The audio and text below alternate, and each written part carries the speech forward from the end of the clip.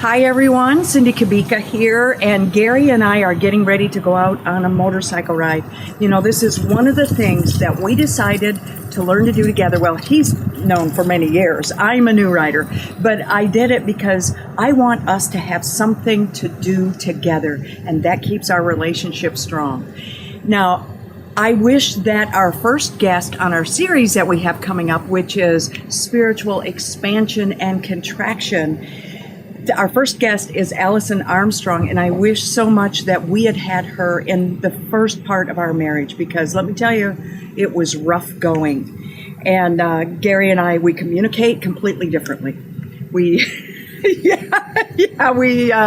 we think out of different sides of our brain. You know, he's very left brain, I'm very creative right brain, and so that caused us some challenges. And Alison really helps us understand where the expansion and the contraction come in within our relationships. And let me tell you, the contraction is not always a negative thing. In fact, it's a very positive thing, because it's in the contraction that your biggest growth happens within your relationship. So join us. It starts November 5th at 5 o'clock Eastern, 2 o'clock Pacific. And this is going to be an extraordinary journey. And just our first call here is Alison Armstrong. So enjoy it. And Gary and I are off.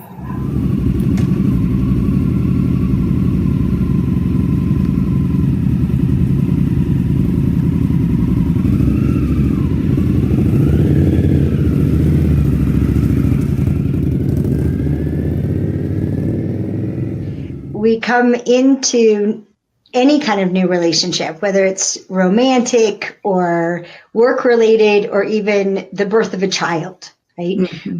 We come to them with expectations. And expectations are invisible when they're met. Mm-hmm. It's just how it should be, right? This is just how it should be. Expectations come out neon when they're not met. So when they're disappointed or even betrayed, right? Mm-hmm. So here we are happily going along, and they're meeting our expectations or even exceeding them. And how exciting is that? Except for it creates a new, greater expectation. Or if you're wired that way, creates the expectation that, oh, this is too good to be true. And now we have to look for the hidden part. Where's the con, right? But when we're in that state of expectation, we have a certain set of capacities. And then when an expectation is disappointed, it has this shock quality to it. And one of the things that we're not really equipped to do is to sort out the difference between something I'm expecting, which means it should happen without any extra effort on my part, versus something I truly need.